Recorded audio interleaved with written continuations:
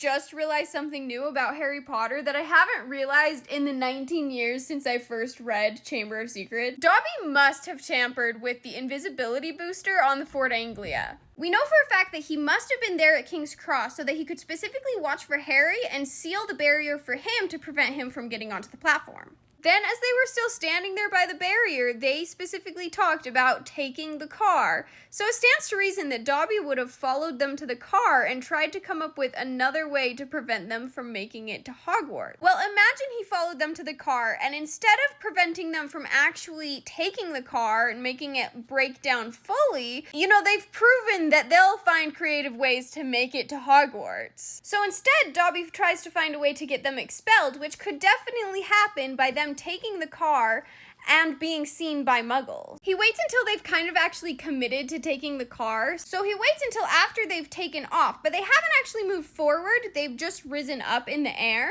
when, quote, there was a popping noise and the car, Harry, and Ron reappear. And that popping noise sounds kind of reminiscent of Dobby's magic. Plus, at this point, even if they decided to change their mind and land back down in London, they probably would have still been seen by some Muggles. And the last thing that really makes me think that Dobby must have messed with the invisibility booster is when Ron says later on that Fred and George must have flown that car 5 or 6 times and no Muggle ever saw them, which seems to imply that they have successfully used the invisibility booster and not been seen by Muggles, but it's just when Ron and Harry take the car that it has issues.